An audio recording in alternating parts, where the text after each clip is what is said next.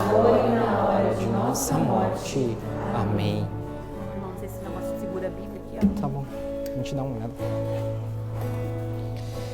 A cruz sagrada seja minha luz, não seja o dragão meu guia.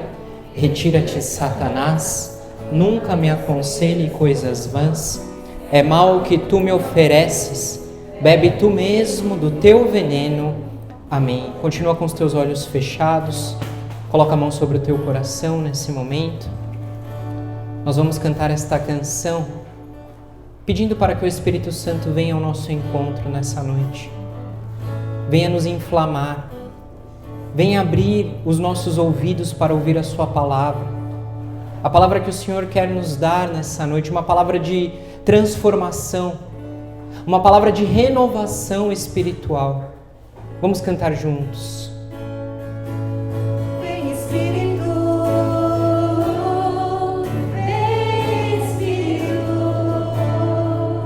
sozinho eu não posso, Sozinho eu não posso, sozinho eu não posso, sozinho eu não posso. sozinho eu não posso mais viver. Vamos do início mais uma vez. Vem Espírito, Vem Espírito,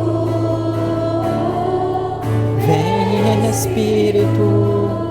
Sozinho eu não posso, sozinho eu não posso, sozinho eu não posso, sozinho eu não posso, sozinho eu não posso. sozinho eu não posso. Levante os teus braços, solte a sua voz. Eu quero amar, eu quero ser Eu quero amar, eu quero ser aquilo que Deus quer. Sozinho eu não posso mais, sozinho eu não posso mais, sozinho eu não posso mais. Mais uma vez, solte a sua voz. Eu quero amar, eu quero ser Eu quero amar, eu quero ser aquilo que Deus quer. Sozinho, sozinho eu não posso, sozinho eu não posso, sozinho eu não posso, sozinho eu não posso. sozinho eu não posso mais viver. Obrigado, Jesus, por esta noite, por este momento, por cada pessoa que está aqui hoje. Vem derramar a Tua graça sobre cada um de nós. Em nome do Pai, do Filho e do Espírito Santo. Amém. Podemos nos sentar? Como é que vocês estão? Estão bem, sim ou não? Sim. Mais ou menos? Alguns para mais, outros para menos? Ótimo. Perfeito. Pessoal, uma alegria muito grande estar aqui com vocês. Não dá nem para dizer que é nessa noite ainda, né? Porque tá claro ainda. Aqui nos Estados Unidos demora, né, para anoitecer. A gente do Brasil não está muito acostumado com isso. Mas é uma alegria muito grande para mim estar aqui em Long Branch, porque até quando estava vindo para cá eu lembrava, né? A primeira vez que eu vim para os Estados Unidos, a primeira cidade que eu pisei foi em Long Branch. Na verdade eu desci em Nova York, mas só desci no aeroporto, entrei no carro e já vim direto para Long Branch. Aqui vivi momentos maravilhosos, né? A primeira vez que eu vim foi em 2019, outubro de 2019, e para mim é uma alegria estar aqui de volta, né? E viver esse momento com vocês, acho que é um momento de olhar para a nossa história também. Para quem não me conhece, eu me chamo irmão José Maria, eu pertenço à Fraternidade São João Paulo II há 10 anos já, estou no convento, olha só, graças a Deus, não parece, né, que eu sou tão velho assim, mas eu sou. Tenho uma notícia muito boa para dar para vocês. Vocês querem ouvir uma notícia boa já no começo da pregação, sim ou não? Em dezembro eu vou me tornar diácono, olha só, em dezembro eu me torno diácono. Vamos dar uma salva de palmas para Jesus. Não é para mim não, viu? É para Jesus, Ele que merece. Em dezembro, sabe o que isso significa? Que a próxima vez que eu voltar aqui em Long Branch, provavelmente eu serei diácono ou, com a graça de Deus, já serei padre. Porque quando a gente é ordenado diácono lá em São Paulo, mais 5 meses, 6 meses aí mais ou menos, a gente também já se torna padre. E para mim é uma felicidade, né? A ansiedade já vai batendo. Imagina só, você gastar 10 anos da tua vida, né, por um propósito. Claro, o meu propósito não o meu propósito de vida não é me tornar padre, me tornar diácono, né? Não sei, a vontade de Deus, vai que eu morro, né, nesse período, mas sem dúvida nenhuma o meu propósito é a santidade, né? Fazer a vontade de Deus. E olha, uma coisa que eu posso dizer para vocês nesses 10 anos, Deus é fiel, gente. Deus é fiel à sua promessa. Olha para a pessoa que está do teu lado e diz para ela, Deus é fiel à sua promessa. Eu tenho certeza que cada um de vocês aqui... Obrigado, Flávio. Tá descendo, eu acho. Tem que subir, a pregação tem que subir, não pode descer. O que eu estava falando mesmo? Deus é fiel.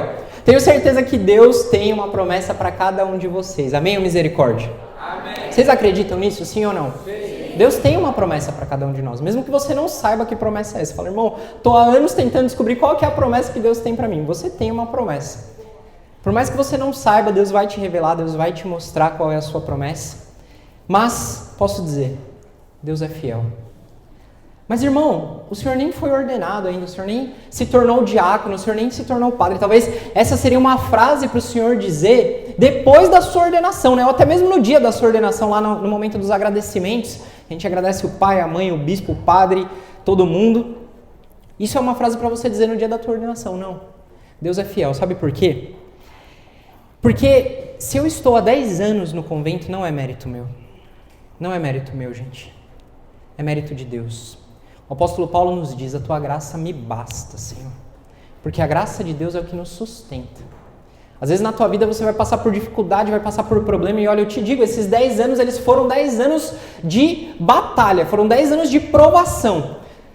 Até conversava com um padre, ele dizia assim, sabe por que a gente tem que passar pelo seminário? Para ver se a gente quer isso mesmo. Para mostrar para Deus que a gente realmente quer isso. Então a gente vai passar por dificuldade mesmo. Mas acima de tudo isso, olha, eu digo para vocês, né? Porque senão vocês vão pensar, nossa, a vida de seminário é uma vida triste, uma vida só de luta, só de batalha. Não, acima de tudo isso existe felicidade. Existe muita alegria de saber que eu estou fazendo a vontade de Deus. E eu quero começar a minha pregação dizendo para vocês o seguinte. Até foi interessante que a Priscila.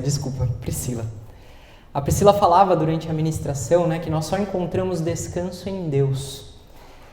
E isso é verdade. E hoje nós vivemos uma sociedade cansada. Verdade ou mentira? As pessoas estão cansadas hoje em dia. E o interessante de tudo isso é saber que muitas vezes o nosso coração procura lá fora aquilo que nós podemos encontrar dentro da igreja, que é esse descanso, o descanso que Deus pode nos dar.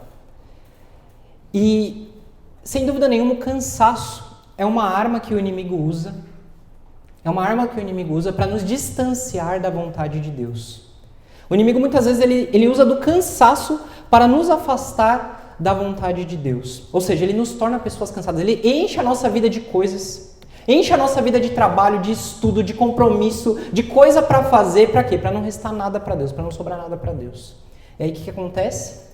A gente fica cansado, a gente não consegue ter um tempo com Deus, a gente não consegue ter uma oração frutífera. Quantos de nós, né, já não dormiram ali rezando um terço? Fala a verdade. A própria Santa Teresinha, né, o pessoal já se declarando aqui, nem se denunciando. Santa Teresinha dizia isso, né, que ela, enquanto ela rezava o terço ali, muitas vezes ela acabou caindo no sono. E nós somos chamados a descansar em Deus. Tanto que a palavra de Deus, olha só, uma das passagens que mais toca o meu coração, em toda a palavra de Deus, é Isaías capítulo 40, versículo 30, que nos diz: os que esperam no Senhor recobram as suas forças. Quantas vezes a gente se sente cansado da nossa vida, assim? Não estou nem falando de um cansaço físico, sabe?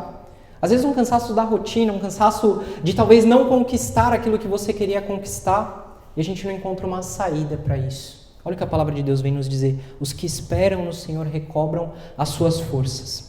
E depois Jesus ele vai dizer, olha, vinde a mim todos os que estão cansados e fadigados, porque eu vos darei descanso. Eu vos aliviarei.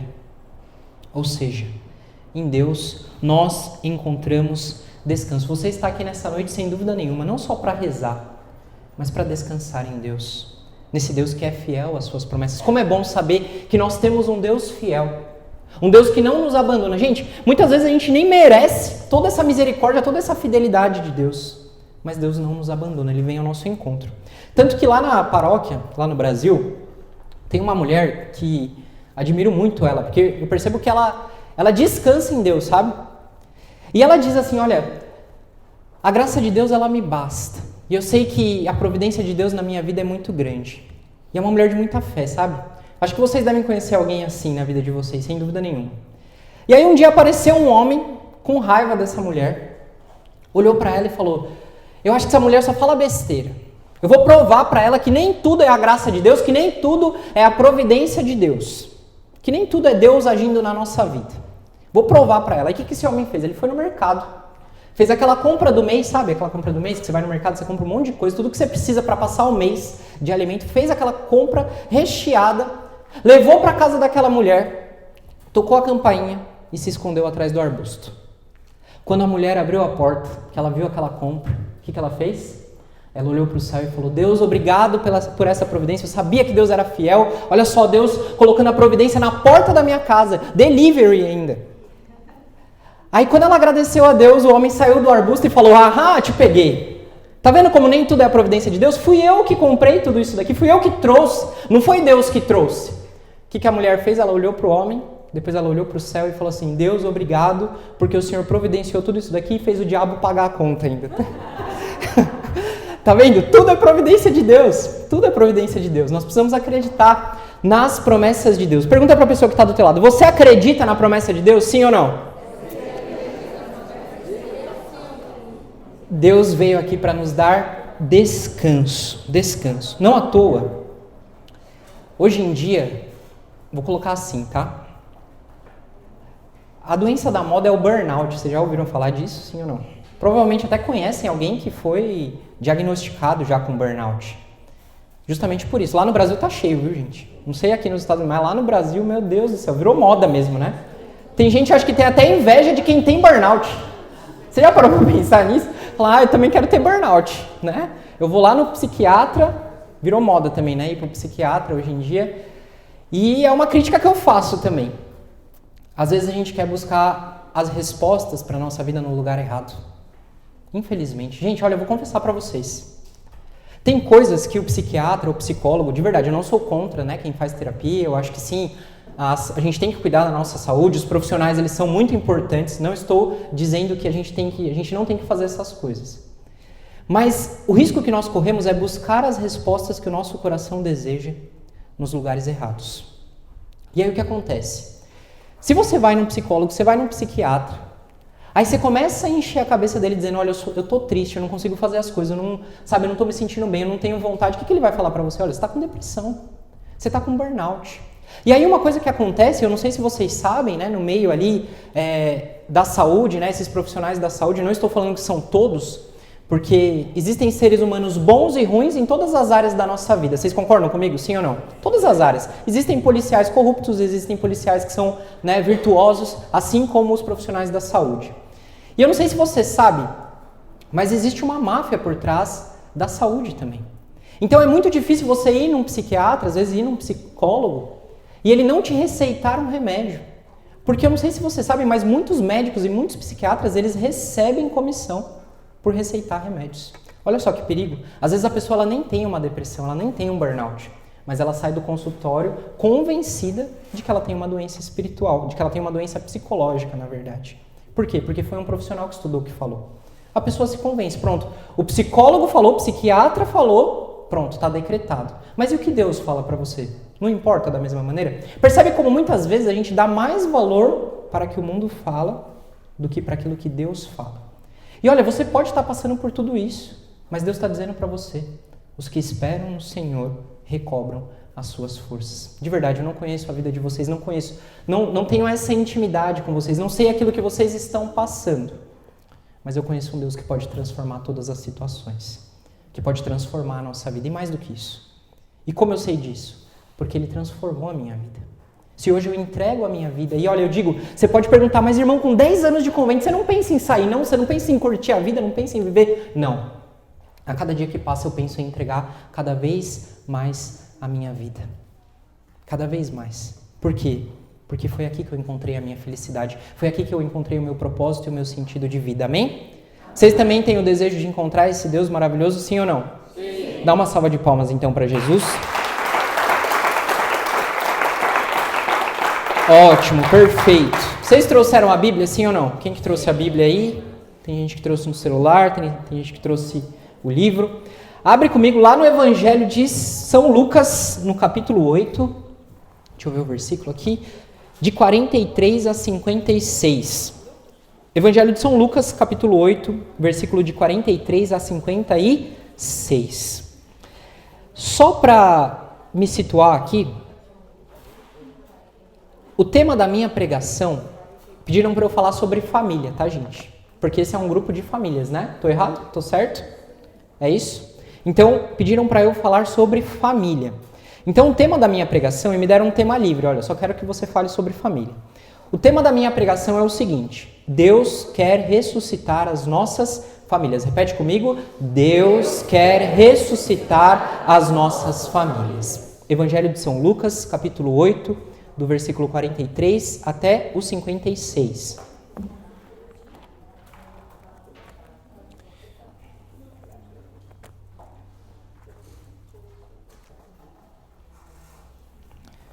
Amém ou misericórdia? Amém. Ótimo, perfeito. Vamos lá então. Eu vou ler aqui e vocês acompanham a leitura, tá? Uma mulher que tinha um fluxo de sangue havia 12 anos e que gastou tudo o que tinha para o seu sustento com os médicos, sem que nenhum pudesse curá-la. Aproximou-se por trás e tocou a orla do manto de Jesus. No mesmo instante, o fluxo de sangue parou. Jesus perguntou: quem me tocou? Enquanto todos negavam, Pedro disse: Senhor, a multidão te comprime e aperta. Mas Jesus disse: alguém me tocou, pois percebi que um poder saiu de mim. A mulher, vendo que não tinha passado despercebida, veio tremendo e inclinando-se diante dele, explicou diante de todo o povo por que razão o tinha tocado e como tinha sido curada no mesmo instante. Ele disse: filha, tua fé te salvou, vá em paz. Enquanto estava falando, chegou alguém da casa do chefe da sinagoga dizendo: tua filha morreu, não incomodes mais o mestre. Tendo ouvido isto, Jesus lhe disse: não temas, somente crê, e ela será salva. Quando chegou a casa, não permitiu que ninguém entrasse com ele, senão Pedro, Tiago e João, e o pai e a mãe da criança. Todos choravam e lamentavam-se por ela, mas ele lhe disse: não choreis, ela não morreu, mas dorme. E zombavam dele, pois sabiam que ela estava morta. Mas ele, tendo segurado a mão, chamou a criança: levanta-te.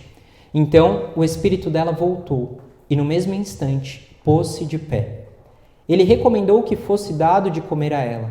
Seus pais ficaram extasiados, mas Jesus lhes mandou não contarem a ninguém o que havia acontecido. Palavra da salvação. Muito bem, querido. Pergunto para vocês, já conheciam essa passagem, sim ou não? Sim, passagem muito famosa, né? Quem participa aí das missas todos os domingos na igreja já havia ouvido falar dessa passagem, né? Já havia ouvido essa passagem. Muito bem, uma coisa me chama a atenção. A passagem ela não fala o nome do pai dessa menina. Mas vocês sabem o nome do pai dessa menina, sim ou não? Jairo, perfeito, é isso mesmo. Jesus, em um primeiro momento, é que eu não quis ler os versículos anteriores porque já era uma passagem muito grande. Mas Jesus, ele foi chamado porque essa menina ela estava enferma. Jairo havia mandado seus mensageiros chamar Jesus porque a filha deles estava enferma. E no caminho, o que acontece com Jesus? Uma mulher vem e toca a orla do seu manto. Perfeito. Pergunto para vocês. Vocês sabem me dizer a idade da filha de Jairo? Sim ou não? 12 anos. Perfeito. Outra pergunta que eu faço. Há quantos anos aquela mulher hemorroísa sofria daquela doença? Sabem me dizer? 12 anos também. Perfeito. Isso daqui é chave para a gente poder entender essa passagem. A mesma idade da menina era o mesmo tempo que aquela mulher hemorroísa sofria da sua doença. Por quê? Porque o tema da nossa pregação é família. E nós temos que entender o seguinte. Há 12 anos a filha de Jairo havia nascido. Há 12 anos aquela família tinha alegria. E os versículos anteriores nos dizem que aquela menina era a filha única. Ou seja, ela era a alegria daquela família. Ela era aquela criança que dava alegria a seus pais. Com certeza, Jairo e a sua esposa tentaram ter outros filhos, mas Deus, na sua vontade, quis dar apenas uma menina para eles. Pronto, essa foi a vontade de Deus. E por esse motivo, aquela menina era a alegria daquela família. Vocês concordam comigo, sim ou não? Sim. Os filhos são a alegria dos pais, não é? O próprio Salmo vai nos dizer isso. os filhos são a alegria dos pais. Eu não lembro agora direito o salmo, mas existe um salmo que fala isso. Então, há 12 anos, aquela família vivia uma alegria, vivia uma felicidade de ter uma filha. Entretanto, aquela mulher, há 12 anos, tinha a tristeza de sofrer uma doença que, naquela época, era incurável. Inclusive, até hoje, né? Existem mulheres que sofrem. Dias atrás, esse ano agora, nós recebemos lá na nossa paróquia uma mulher também que tinha um problema muito semelhante. Ela também tinha um fluxo de sangue que não parava. E os médicos não conseguiam fazer esse fluxo de sangue parar. E até estavam desacreditando, assim, ela, né? Olha, não dá. E ela foi numa missa de cura lá no santuário, onde a gente participa, e recebeu oração e ela foi curada em nome de Jesus. E olha que coisa interessante. Porque essa doença, ela não era uma doença simples. Ela não era uma doença que essa mulher ela podia conviver com ela, entende? Porque na época de Jesus, ter uma doença assim, ter uma doença incurável, significava ser uma pessoa amaldiçoada. Para uma mulher, isso pior ainda. Por quê? Porque nenhum homem queria casar com ela. Nenhum homem queria constituir família com aquela mulher. Você consegue entender? Nós não estamos falando apenas de uma doença. Nós não estamos falando apenas de um problema de saúde, não. Estamos falando de uma questão na vida dessa mulher que afetava todas as áreas da sua vida. Mais do que isso, afetava o seu propósito, afetava os seus sonhos, afetava o seu desejo de viver. Essa é a verdade. Aquela mulher vivia, ela tinha vida, mas ela não conseguia viver. Por quê? Porque estava presa àquela doença. Então, ao mesmo tempo que a família de Jairo vivia uma alegria há 12 anos, aquela mulher vivia uma tristeza há 12 anos também. Porém, nesse dia em que eles encontram Jesus, tanto a família de Jairo como essa mulher, eles possuem o mesmo sentimento de morte. Era isso que essa mulher vivia. Ela vivia como, posso dizer assim, um zumbi naquela época. Por quê? Porque ninguém queria chegar perto dela. Para os judeus, uma mulher, quando ela está menstruada, ela está impura. Ninguém pode tocar nela. Ninguém pode se sentar no banco que ela se sentou, só para você ter noção. Então aquela mulher vivia 12 anos impura, vivia 12 anos rejeitada, sendo excluída da sociedade. Ao mesmo tempo, a filha de Jairo havia morrido. Ou seja, naquele dia, eles viviam a mesma experiência, uma experiência de morte. E o que é bonito dessa passagem é entender que no momento mais difícil da nossa vida, no momento mais difícil da vida de Jairo, no momento mais difícil da vida daquela mulher, porque a passagem vai nos dizer que aquela era a última esperança daquela mulher. Ela já havia gasto todo o dinheiro que ela tinha com os médicos. A última esperança dela estava em Jesus. Era a última esperança dela. Era a última coisa que ela queria fazer. Era a última tentativa dela. Provavelmente, ela deve ter pensado assim no coração dela: olha, eu vou até Jesus e eu vou pedir para ser curada. Se nada acontecer, eu vou tirar a minha vida. Por quê? Porque eu já não tenho mais jeito. Provavelmente essa mulher pensou isso.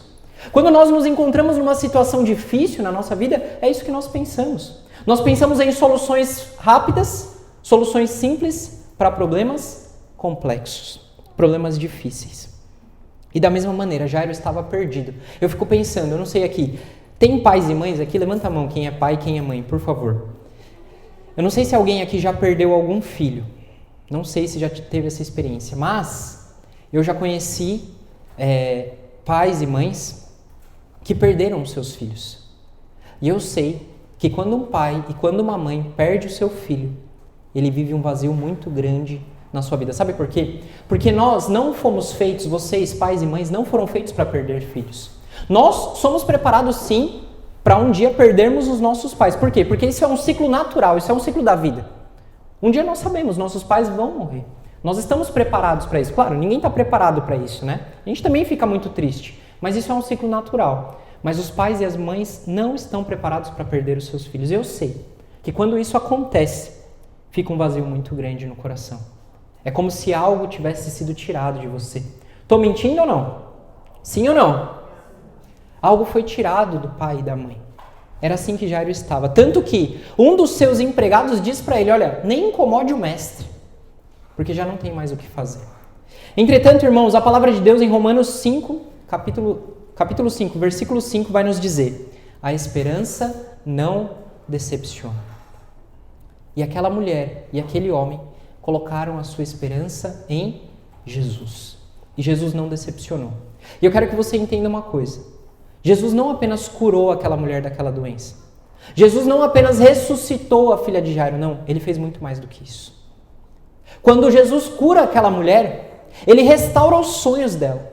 Quando Jesus cura aquela mulher, ele dá a possibilidade dela ter uma família, dela poder recobrar os sonhos que ela tinha. Quando Jesus ressuscita a filha de Jairo, ele restaura a alegria daquela casa, a alegria daquela família. E eu quero dizer, olha, Deus te trouxe aqui hoje, porque Ele também quer ressuscitar a nossa família. Eu não sei como está a tua família. Eu vejo que nós temos mais mulheres do que homens aqui, né?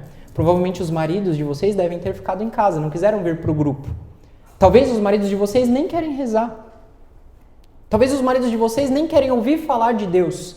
Quero dizer para vocês, Deus quer ressuscitar as nossas famílias. E olha, eu digo, mais uma vez, eu não sei o que vocês estão passando, o que vocês estão vivendo dentro da família de vocês. Porém, a palavra de Deus em 2 Coríntios, capítulo 12, versículo 10, vai nos dizer: é na nossa fraqueza que a força de Deus se manifesta.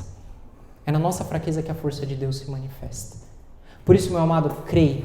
Creia, porque se existe algo que o nosso Deus ama, se existe algo que está no projeto, nos planos de Deus, este algo se chama família. Deus ama a família. Não à toa, se a gente parar para pensar, o nosso próprio Deus é espelho de família. O nosso Deus é uno e é trino. O nosso Deus é espelho de família, é espelho de comunhão, é espelho de convivência, é espelho de amor, de relação. Na família nós também não temos que viver tudo isso, sim ou não? Sim, sim ou não? Sim. Vocês estão gostando da pregação, sim ou não? Sim. Ótimo, perfeito. Posso continuar? Sim. Tá bom então, bora. E aí, o que acontece? Hoje em dia, existe uma batalha muito grande contra as famílias. Por quê? Ao mesmo tempo que Deus ama muito as famílias, ao mesmo tempo que a família está no projeto, no plano de Deus, o inimigo também quer destruir as nossas famílias. Sabe por quê? Porque se o inimigo ele conseguir destruir as nossas famílias, ele destrói a cada um de nós, os indivíduos de uma sociedade, mais do que isso. Ele consegue destruir uma sociedade inteira. E hoje, o que nós percebemos é que nós temos famílias doentes. Ou famílias que estão até mesmo mortas. Pessoas que não têm compromisso, cristãos, católicos, que muitas vezes vêm à missa toda semana, mas que não dão valor para a sua família. Que não cumprem o seu compromisso com a família. Olha só, quero contar uma história para vocês. O Papa João Paulo II, vocês conhecem ele, sim ou não? Ele não é muito famoso não, né? Pouquinho famoso. O Papa João Paulo II, sabendo disso, sabendo que o inimigo ataca muito a família, ele decidiu fazer em Roma aquilo que nós chamamos de Instituto para o Matrimônio e para a Família. É um local de estudos sobre o casamento e sobre as famílias. E ele colocou um cardeal à frente desse instituto. O nome desse cardeal, na época, era Cardeal Carrafa. E olha só, esse cardeal ele foi muito esperto. Por quê? Ele sabia que a batalha espiritual seria muito grande. Gente, para eu estar fazendo essa pregação aqui para vocês, juro para vocês, hoje eu sofri uma batalha espiritual muito grande. Muito grande. Eu não consegui dormir à noite, essa é a verdade. Eu tô na casa da Graciane e do Leones, eles sabem, a avó tá ali atrás também, ela me viu acordar às 5 horas da manhã. E olha que eu sou de dormir bem, viu? Eu não acordo cedo assim, não. Por quê? Porque eu estava passando por uma batalha espiritual. Porque eu acredito que é por conta dessa pregação. Porque quando a gente mexe com família, gente, o demônio ele fica enfurecido. E esse cardeal, ele sabia disso. O que ele foi fazer? Ele procurou a irmã Lúcia. Sabe a irmã Lúcia lá de Portugal? Aquela que foi vidente de Fátima, sabe? Ele procurou a irmã Lúcia e pediu para que ela rezasse por esse Instituto da Família. Olha só que coisa interessante. Ele mandou uma carta para ela, dizendo assim: irmã, eu fui escolhido pelo Papa para estar à frente desse instituto sobre a família e sobre o matrimônio, e eu preciso de muitas orações. Por quê? Porque eu sei que o inimigo vai se levantar contra essa obra de Deus, contra essa obra da igreja. E aí, para surpresa dele, ele não esperava uma resposta. A irmã Lúcia mandou uma carta de volta. E olha que coisa interessante que ela diz para ele. Ela diz assim: cardeal, se prepare, porque a última batalha que Satanás vai levantar é contra a família. É contra a família.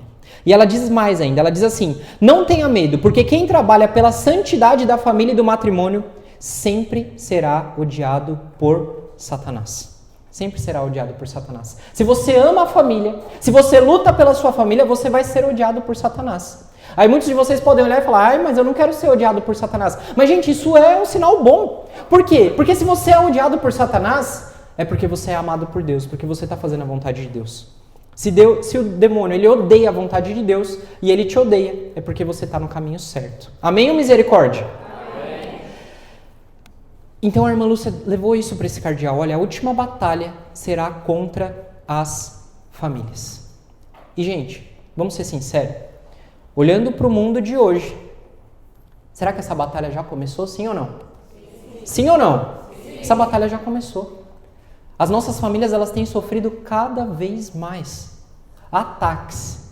Cada vez mais, cada vez mais. Tanto que hoje é comum, às vezes, a gente ligar a TV, a gente entrar numa rede social e as pessoas dizerem: olha, hoje nós temos novas famílias, né? Hoje esse conceito de família ele já não existe mais. Esse conceito tradicional, esse conceito antigo de pai, mãe, filhos, ele já não existe mais. Por quê? Porque hoje nós vivemos uma nova família. Só que nós precisamos entender uma coisa: respeito às pessoas, respeito de verdade, respeito às pessoas. Porém, pergunto para vocês, quem inventou a família? Quem que foi que inventou a família? Deus. Foi Deus. Eu tenho o direito de pegar de Deus essa invenção e dizer: não, o senhor está errado, sou eu que vou montar aqui a família do jeito que eu quiser. Eu tenho esse direito, sim ou não? O que vocês acham? Eu não tenho. Se foi Deus que criou, eu preciso viver da maneira como Ele criou. Da maneira como Ele pensou, como Ele planejou. É dessa maneira que eu tenho que viver. Fora disso, nós estamos fora da vontade de Deus. E eu acho interessante porque às vezes a gente levanta esse discurso: olha, não, mas a gente, sabe, tem novas famílias e não sei o quê. Só que a gente deixa de falar, por exemplo, daquelas famílias muitas vezes de mães solteiras. Mães que têm que criar os seus filhos sozinhos. A gente fala hoje em dia muito sobre os direitos das pessoas. Não, porque eu tenho direito, sabe, de adotar um filho, eu tenho direito daquilo e do outro. E nós nos esquecemos daqueles que sofrem, daqueles que precisam de ajuda verdadeiramente.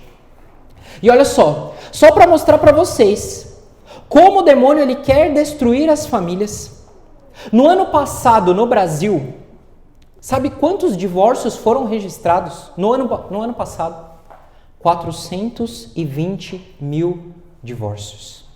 420 mil divórcios. E pasme, o número antes desses anos é semelhante. O aumento de 2023 para 2024 foi de 8%. Irmão, o que isso significa? Que entre 2023 e entre 2024, só no Brasil, nem estou falando do mundo, só no Brasil, nós tivemos quase 1 milhão de divórcios. Aí você vai olhar para mim e vai falar assim: nossa, irmão, parabéns, mas eu acho que se a pessoa não está feliz, eu acho que se a pessoa não está bem, ela tem que divorciar mesmo. Tem pessoas que pensam assim, até mesmo dentro da igreja. Eu acho que se a pessoa não está bem, ela tem que divorciar. E eu quero deixar uma coisa muito clara aqui. Existem situações que a igreja ela tolera o divórcio, hein? Quero deixar claro isso daqui. A igreja ela tolera o divórcio. Por exemplo, se uma mulher está sofrendo uma agressão, se ela está sofrendo uma violência dentro de casa, um abuso, a igreja ela tolera. O que a igreja não tolera é, digamos assim, a separação, né? Ou seja, ou anular o casamento. Isso a igreja não tolera. Isso a igreja não aceita. Cancelar o casamento. A igreja ela aceita, ela tolera a separação dos corpos, mas a união sacramental ela sempre vai existir. Se aquele casamento, se aquele matrimônio ele foi verdadeiro, né? Ele é legítimo, não há como separar. Então eu quero deixar isso muito claro, que existem situações que a igreja ela tolera o divórcio. Porém, entretanto, nós precisamos entender uma coisa, que nem toda dificuldade que nós vivemos dentro do casamento, nem toda dificuldade. E eu pergunto para vocês, quem é casado aqui, levanta a mão. Quem está em vias de se casar, levanta a mão aí só para eu ver, ótimo.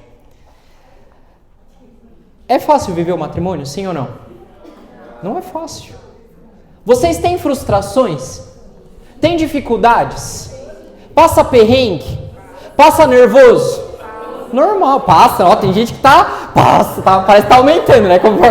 Irmão, você não sabe o que eu faço. Normal. Gente, isso é normal. Isso é normal. Você acha que eu no convento também não passo nervoso, que eu não tenho minhas frustrações, não tenho minhas decepções? Deixa eu te dizer uma novidade que talvez você não saiba. Isso não faz parte só do teu casamento. Isso faz parte da vida. Isso faz parte da vida. Você pode pensar assim, irmão, vou deixar meu marido, vou entrar no convento lá. Vou deixar minha esposa, vou ser irmão também. Vem, vai ter dificuldade, vai ter problema também. Isso faz parte da vida. Não é do casamento. Não é do matrimônio. A gente tem tudo isso, isso faz parte da vida. E aí o que eu estava dizendo? Que nem toda situação difícil, nem todo problema que nós vivemos, o divórcio é a solução. Nem todo problema. E olha, eu quero deixar para vocês uma coisa clara. Você sabe o que divórcio causa? Aliás, o que o divórcio causa dentro de uma família?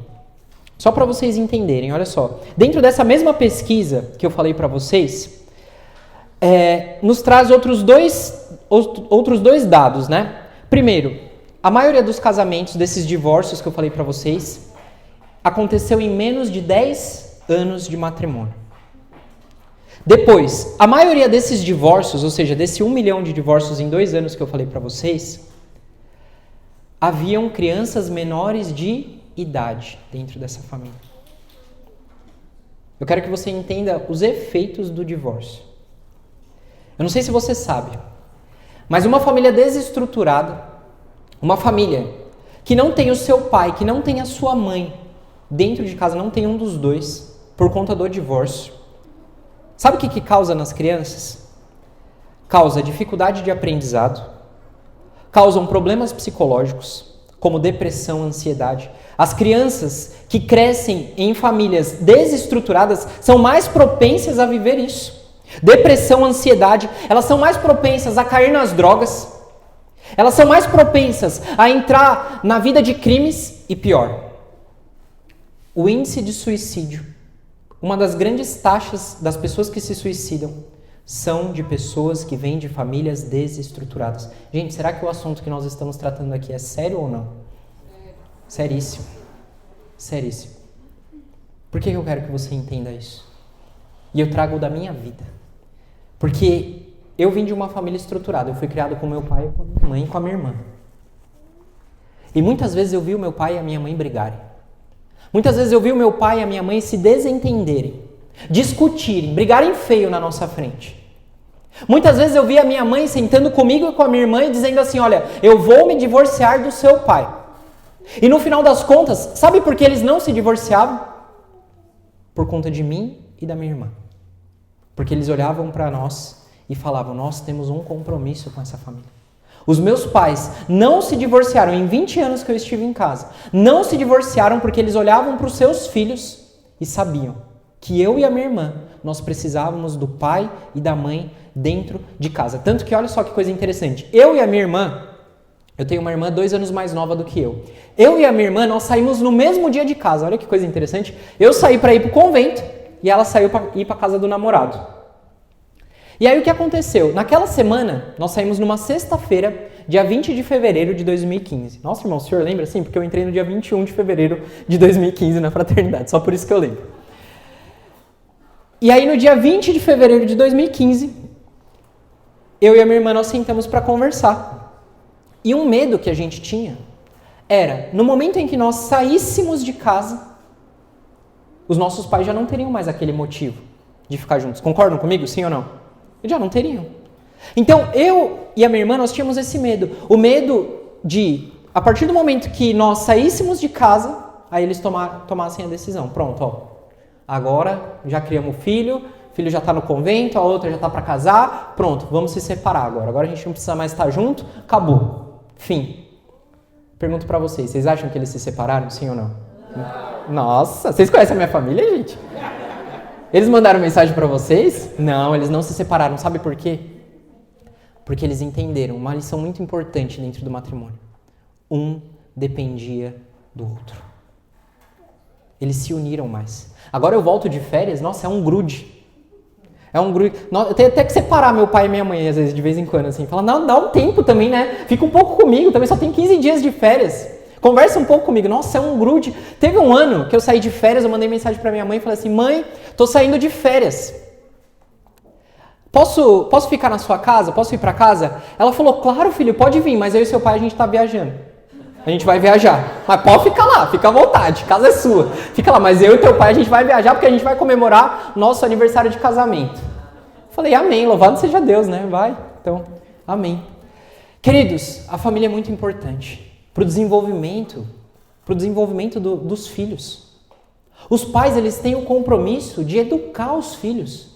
Os pais têm o compromisso de mostrar para os filhos como é viver.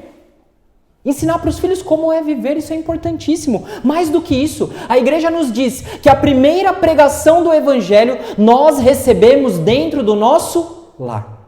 Não é na igreja, não é na catequese, não é na primeira comunhão. É você, pai e mãe, que é responsável por pregar o evangelho para os teus filhos. Você é responsável por fazer a primeira pregação que eles têm que ouvir sobre Jesus. Consegue entender esse compromisso? Você é responsável. Você é responsável pela família. E não vem me dizer que, mas não era isso que eu imaginava, irmão. Não era isso que eu pensava. Não vem me dizer isso. Por quê? Porque no dia do teu casamento, uma das perguntas que o padre te faz é: você vai aceitar os filhos que Deus vos enviar, sim ou não? E você tem que responder sim. Porque se você responder não, o padre para o casamento na hora e fala: filhos, eu não posso casar vocês. A resposta tem que ser sim. E se você mentiu, você vai ter que se ver com Deus. Você é responsável por educar os teus filhos, por ensinar eles. E muitas vezes eu ouço as pessoas dizerem assim: sabe, olha irmão, eu trabalho tanto, sabe, às vezes eu não tenho tempo para ficar com os meus filhos. Eu não tenho tempo de estar com os meus filhos. Provavelmente vocês já ouviram essa frase, né? Sabe por quê? Porque eu quero dar para ele aquilo que eu não tive. Muitos de vocês pensam assim: eu quero dar para os meus filhos aquilo que eu não tive. Querido, sabe qual é a melhor coisa que você pode dar para os teus filhos? Deus. Essa é a melhor coisa. Talvez você vai querer que teu filho faça faculdade, que teu filho estude, que teu filho, sabe, fale inglês, fale um monte de língua, pá. Mas olha, de verdade, o que ele precisa é de Deus. Conheço pessoas que têm tudo isso e não são felizes. E conheço pessoas que não têm nada disso, mas têm Deus e são muito completas. Vocês são os responsáveis por educar os filhos. Vocês são os responsáveis pela sua família. Por aqueles que Deus te confiou. Tanto que uma vez um menino chegou em casa, né? E falou assim pra mãe: mãe, eu tô com muito medo, vamos rezar, vem aqui rezar comigo, por favor, eu tô com muito medo. Filho, do que você tá com medo? Mãe, eu tô com medo do tal do Malamém. Fala: filho, mas quem que é o Malamém? Ai, mãe, o Malamém, ele vai pegar a gente, ele tá atrás da gente precisa rezar, a gente precisa, né? Mas filho, quem que te falou isso? Mãe, toda vez que eu vou na igreja o padre fala do bendito do Malamém. Mas que isso, filho? Eu vou na igreja com você, eu nunca vi ele falar sobre o Malamém, como assim? É porque, mãe, toda vez que o padre vai rezar, ele fala: livrai-nos do Malamém. Então por isso que eu tô com medo, mãe. Tá vendo? A família, a igreja vai nos dizer que a família é a igreja doméstica. Você não tem só filhos, você não tem só um marido. Dentro da sua casa, você tem uma igreja. Uma igreja.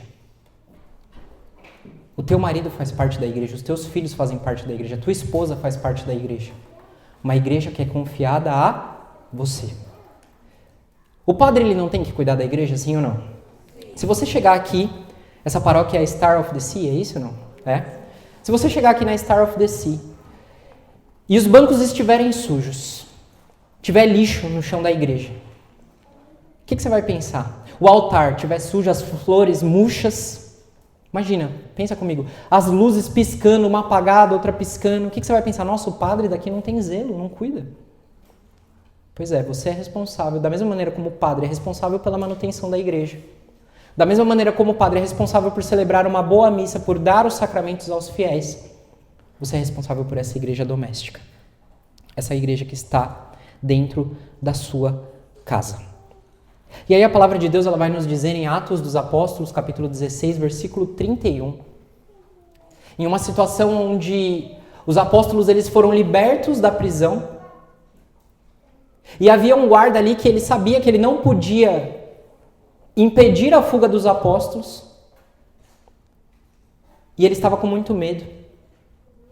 E se eu não me engano é Pedro nessa situação, que olha para aquele guarda, percebe que ele está com muito medo, tenta consolá-lo e pergunta: por que você está assim? Ele ficou amedrontado, porque ele viu que os apóstolos iam fugir, porque ele ia pagar aquilo, por aquilo. Porque ele era responsável por guardar, por prender os apóstolos. E aí Pedro pergunta para ele, mas por que você está assim? Ele disse, porque eu vou ser punido.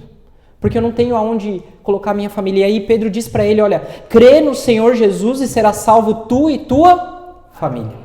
E a palavra de Deus nos diz que naquele dia, o apóstolo Pedro batizou aquele guarda e batizou todos da sua família. Eu quero te dizer uma coisa.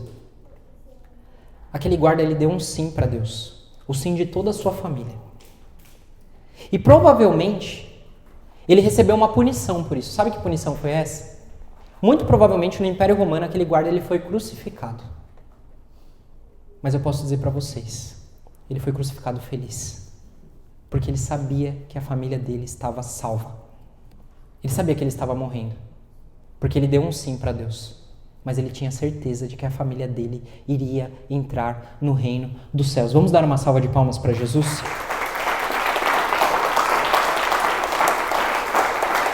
Você crê nisso, sim ou não? Crê? De verdade mesmo? Vocês estão mentindo para mim? Tá bom, acredito em vocês, tá? Então, queridos, para a gente terminar essa pregação, eu quero dizer para vocês o seguinte. Nós precisamos blindar as nossas famílias. Vocês precisam blindar a família de vocês. A palavra de Deus, lá na carta de São Tiago, nos diz o seguinte: fugir do demônio e ele fugirá de vós. Fugir do demônio e ele fugirá de vós. Depois o apóstolo João, ele diz o seguinte: maior é aquele que está em vós do que aquele que está no mundo. A batalha contra as famílias existe, mas nós temos que ter uma certeza. Nós estamos do lado certo. Nós estamos do lado vencedor. Nós estamos do lado de Deus. Então nós não temos que ter medo do demônio. Mas é verdade que a gente não pode ficar de braço cruzado. A gente não pode ficar de braço cruzado. Nós também temos que fazer alguma coisa. Então, olha para a pessoa que está do teu lado e diz para ela: você quer saber como você blinda a tua família? Você quer saber como você blinda a sua família? Responde para ela, sim ou não? Sim. Ótimo, perfeito. Olha aqui para mim, então. 3 coisas que nós precisamos fazer para blindar as nossas famílias. A primeira delas, repete comigo: convivência. Convivência. Perfeito, é isso. Gente, às vezes a gente mora na mesma casa, mas já pararam para pensar que a gente não dá tempo para as pessoas as quais nós moramos junto? Já parou para pensar? Provavelmente você vê todos os dias o teu marido, os teus filhos, mas você não para um tempo para conversar com eles. Parece meio óbvio isso daqui que eu estou falando. Nossa, convivência, irmão, isso daqui é, sabe, é chulo, é óbvio. Sim, mas muitos de nós não vivem. Muitos de nós não aplicam na vida. Sabe por quê? Porque hoje nós temos muitas distrações. Nós temos muitas distrações. O pai e a mãe, quando não quer que o filho, digamos assim, entre aspas, enche o saco, o que ele faz? Dá um celular, dá um tablet, pronto, se vira aí no YouTube. Quem está criando o teu filho não é você, é o YouTube, sabia? São as redes sociais. E aí sabe qual é o risco que nós corremos? Nós não sabemos o que está educando os nossos filhos. Você não sabe o que o teu filho está vendo. Você não sabe o que o teu filho está consumindo nas redes sociais. E pior, você faz isso para fugir da tua responsabilidade. Para os casais, você mora com o teu marido, com a tua esposa, você dorme na mesma cama, mas você não dá tempo para conviver com ele. Você não para, né? Eu tô vendo algumas pessoas estão se denunciando aqui. Um já tá olhando pro outro, viu, né? As meninas já estão aqui, ó, beliscando já. Não dá tempo um pro outro. Foi o que eu falei no começo da pregação. Nós temos tantos compromissos, nós temos tantos afazeres que nós não temos tempo um para o outro. Não temos tempo. A gente tem tempo para o trabalho, a gente tem tempo para se divertir, a gente tem tempo para os amigos, mas você não tem tempo para o teu marido, você não tem tempo para a tua esposa. Gente, isso é uma vergonha. Isso é uma vergonha. Você não está vivendo o teu compromisso, o compromisso que você fez com Deus. Desculpa te falar. Talvez vocês nunca mais me chamem aqui para pregar, hein?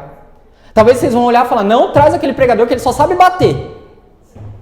Amém. A gente crê que a verdade, ela liberta. E eu vim aqui com esse compromisso de pregar a verdade, de pregar o evangelho. Já parou para pensar? Você dá atenção para um monte de gente e não dá atenção para aquela pessoa que Deus colocou na tua vida, para você amar. Você dá atenção para a TV, você dá atenção para o celular. Pergunto para você, quanto tempo você passa na rede social todos os dias? Tem uma função no celular que ela mostra quanto tempo a gente gasta no aplicativo. Olha lá. Sabe qual é o problema de tudo isso? Nós vivemos uma vida fútil. Porque eu pergunto, quanto tempo você passa na rede social? Mas quanto tempo você passa rezando? Quanto tempo você passa lendo? Sabe o que vai acontecer com a tua vida quando você chegar no final dela? Você vai olhar para trás e vai perceber uma coisa. Nossa, eu não fiz nada na minha vida. Eu fiquei só passando Reels, só passando Stories, só vendo vídeo inútil no YouTube. E você não cresceu. Eu passei a minha vida nas redes sociais e deixei de olhar para aqueles que eu tinha que amar. Santo Agostinho nos diz uma coisa. Nós amamos aquilo que nós conhecemos. Se você não conhece aquela pessoa, como é que você vai amar ela? Como que você vai amar ela? Você precisa dar tempo para essa pessoa. Qual que é o primeiro ponto para a gente poder blindar as nossas famílias? Qual que é? Ó, vocês estão prestando atenção na pregação, estou gostando de ver, muito bem. Segundo ponto, repete comigo, diálogo. Perfeito. Nossa, irmão, que coisa óbvia. Que coisa óbvia, né? O diálogo, pois é, muitos de vocês não têm. Desculpa falar. Muitos de vocês não são sinceros nas conversas de vocês. Aí sabe o que acontece na vida de um casal, na vida de uma família que não é sincera, que não tem diálogo? Vocês vão acumulando as broncas, vocês vão acumulando as coisas dentro do coração e aí chega um momento que tudo explode e um começa a vomitar no outro. Toda aquela relação, desculpa falar, podre que vocês estão vivendo. Por quê? Porque não aprenderam a dialogar, não aprenderam a conversar um com o outro. Não aprenderam a se entender, não aprenderam a falar a verdade que está no teu coração. Gente, a gente tem que parar de ser criança. E eu quero dizer uma coisa para vocês. Sabe quais são os dois motivos para que as pessoas elas se divorciam? Eu esqueci de falar isso antes. Mas é a imaturidade e o orgulho. Imaturidade e orgulho. Você casa imaturo, você casa sem saber o que você está fazendo. E pior, quando você descobre... Quando você entra na vida matrimonial, você descobre o que é a vida matrimonial, pior do que a imaturidade é o teu orgulho, de não querer se render àquilo que você precisa se tornar dentro do casamento. Sabe por quê? Porque um casamento se constrói a partir do sacrifício de duas pessoas, da entrega de duas pessoas. Quem é casado há tempo aqui sabe do que eu estou falando. Teve que se sacrificar, teve que renunciar, teve que abandonar as tuas vontades para quê? Para gerar vida no outro. E eu vou dizer uma coisa para vocês. Nós estamos acostumados com uma mensagem de amor que é a seguinte. Nossa, o amor é carinho, o amor é felicidade, o amor é alegria. Ah, mas e se não tiver isso? Então não é amor. Mentira. Mentira. O amor é felicidade sim, não estou dizendo que não é. É alegria sim. Mas uma pessoa que ama, ela tem que estar muito mais pronta para sofrer pela outra do que propriamente para estar feliz. Tem que estar pronta para sofrer. Irmão, e como você me prova isso? Simples. Só olhar para a cruz. Por que Jesus morreu na cruz por nós? Por amor. Por amor. Uma pessoa que diz amar a outra tem que estar muito mais pronta para sofrer do que para se alegrar.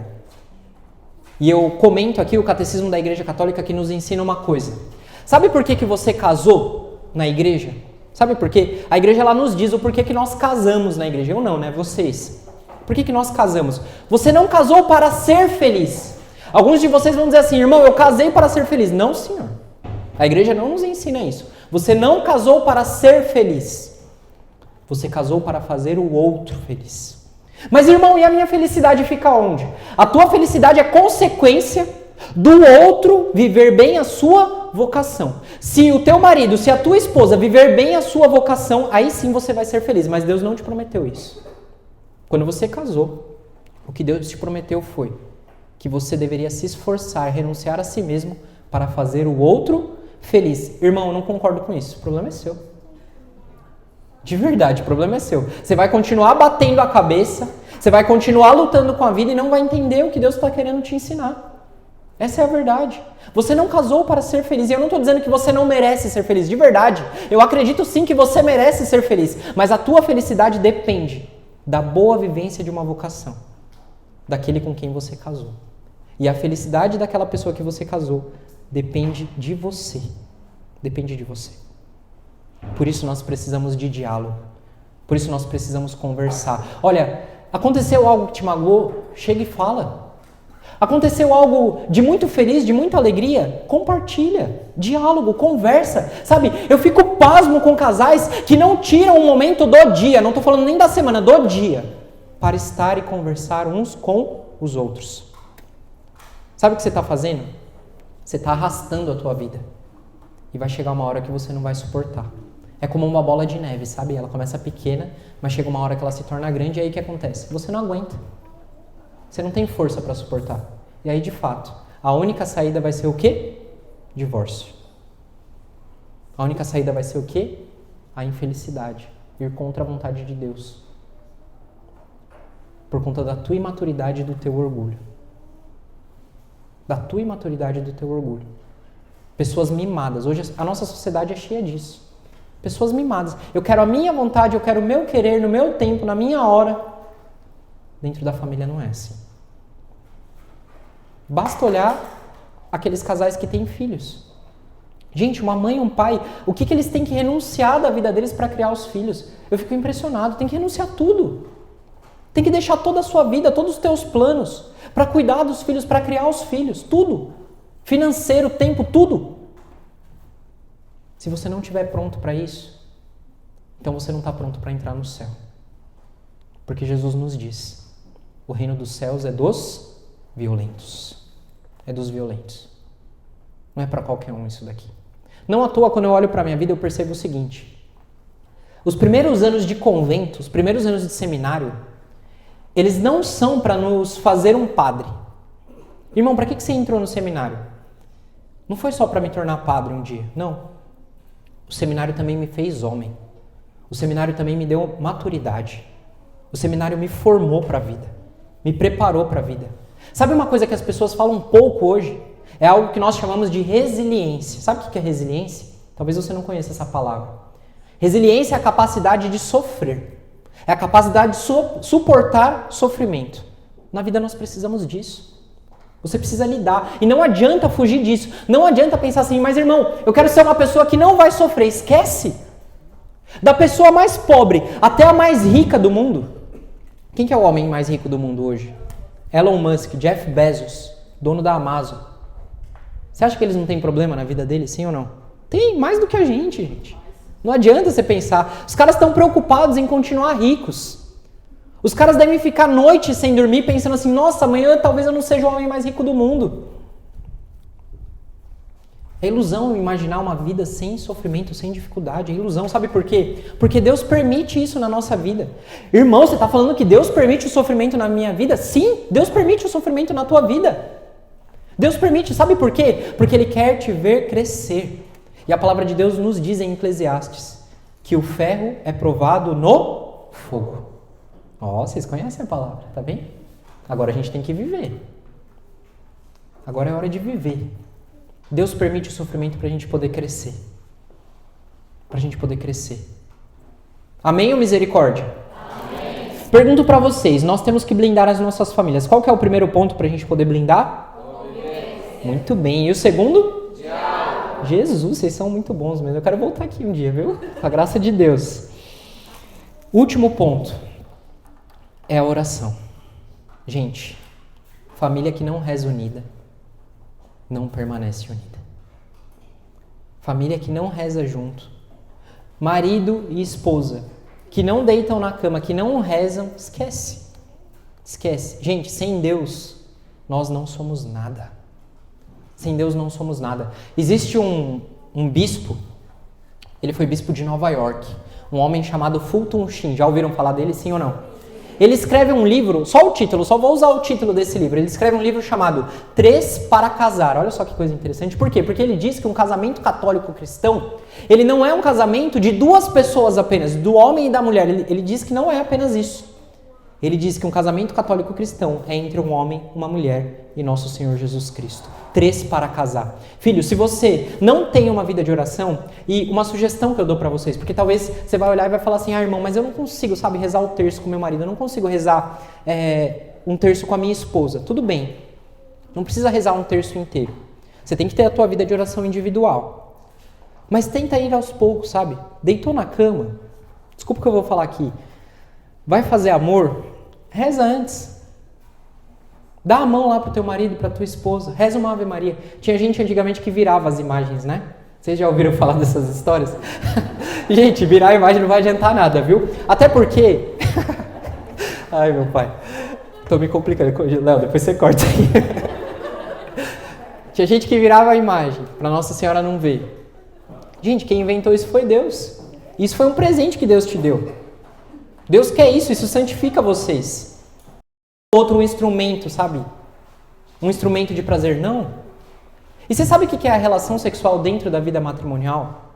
Sabe o que a igreja fala sobre isso? A igreja fala sobre isso. São João Paulo II foi o Papa que mais falou sobre isso. Ela diz o seguinte, ela diz que a relação sexual dentro da vida matrimonial é o maior presente de amor que um pode dar ao outro. É a maior entrega. Por quê? Porque você está se doando, se dando ao outro. Não existe maior presente que esse. Você pode pensar em qualquer presente que você pudesse dar para tua esposa, para o teu esposo. Não existe maior presente do que se doar. Se doar. Amém ou misericórdia? Amém. Por isso vocês precisam ter vida de oração. Precisam ter vida de oração. Sem a vida de oração nós não vivemos os propósitos de Deus. Quais são os 3 pontos para a gente poder blindar as nossas famílias? Qual que é o primeiro? Amém. Qual que é o segundo? Tchau. Qual que é o terceiro? Oração. Perfeito, ótimo. Quero terminar minha pregação contando para vocês uma história. Posso? Sim. Vocês aguentam mais um pouquinho? Sim. Ou já não aguenta mais? Chega, irmão José, não aguento mais. Quero contar para vocês a história de uma santa que para mim me inspira muito nessa luta pela família. Uma mulher chamada Santa Jana Beretta-Molla. Já ouviram falar dela, sim ou não? Alguns sim, outros não. Santa Jana Beretta-Molla. Olha que coisa interessante. Ela foi missionária, ela era italiana, e ela foi missionária no Brasil. Olha só que coisa interessante. Ela era médica, né? Ela tinha família, ela tinha esposo. Se eu não me engano, o marido dela também era médico. E o irmão dela era um frei capuchinho, que foi para o Brasil em missão. E um dia ligou para ela lá na Itália e falou, olha, eu tô precisando de médico aqui no Maranhão, né? Ela fez missão ali no Maranhão. Tô precisando de médico aqui. Você e teu marido não querem vir para cá, não querem ser um casal missionário de médicos que vão se doar, que vão ajudar as pessoas? Ela disse, sim, eu quero. E ela foi para o Maranhão, em missão no Brasil, ajudar o frei, o irmão dela. E aí o que aconteceu? Santa Jana era uma mulher muito devota a Deus e muito devota à igreja. E ela sempre viveu aquilo que a igreja ensinou. E a igreja sempre nos ensinou que nós devemos ser abertos à vida. Sempre. O casal tem que ser aberto à vida. Né? Essa coisa de anticoncepcional, essa coisa de preservativo, não faz parte da vontade de Deus. E ela sempre foi aberta à vida. E eu nem sei dizer quantos filhos ela teve. Porém, a última filha que ela teve foi uma gravidez de risco. Vocês conhecem essa história, sim ou não? Alguns sim, outros não, ótimo. Porque eu gosto de contar histórias novas. E aí, o que aconteceu? A gravidez dela era uma gravidez de risco. E aí chegou um ponto daquela gravidez que o médico virou para ela e falou o seguinte, olha, você tem 2 opções nessa gravidez. Ou você sobrevive, ou essa criança sobrevive. Ou seja, o que o médico estava sugerindo para ela? O aborto. Estava sugerindo abortar a criança. Para quê? Para que ela continuasse viva. E o médico falou, olha, você tem outros filhos, você tem seu marido, né? Por que ele estava falando isso? Tentando induzir, olha, vamos abortar, né? Vamos tirar essa criança. Por quê? Porque daí você continua vivendo a tua vida. Pergunto para vocês, qual foi a resposta dela? Não. Sabe o que é mais interessante? Ela deu um sim para Deus. Ela teve a criança e depois de 5 dias ela morreu decorrente ali dos problemas, né? Do parto e da gravidez. Ela morreu, ela entregou a vida dela. E eu garanto para vocês, olha, sem dúvida nenhuma, aquelas crianças elas ficaram órfãs de mãe. Ficaram órfãs de mãe, perderam uma mãe. Perderam uma mãe aqui nessa terra, mas ganharam uma mãe no céu. Uma mulher que entregou a sua vida pela sua família. Querido, não sei se você entendeu essa história é para você. Você tem que se sacrificar pela tua família, não importa. Não importa o quanto isso custe. Não importa se isso vai custar a tua vida. Não importa. Jesus nos diz, ninguém tem maior amor do que aquele que dá a vida pelo seu amigo, pelo seu irmão. Ninguém tem maior amor. Talvez essa mãe ela poderia estar em muitos momentos da vida dos filhos dela, mas eu tenho certeza que ela deixou a maior lição que ela podia dar. Eu vivi e me entreguei por vocês, para que vocês tenham vida. Essa é a maior lição do Evangelho. É dar a sua vida para que os outros possam viver. É morrer para que os outros possam viver. Se você crê na palavra de Deus, aplauda o Senhor com força.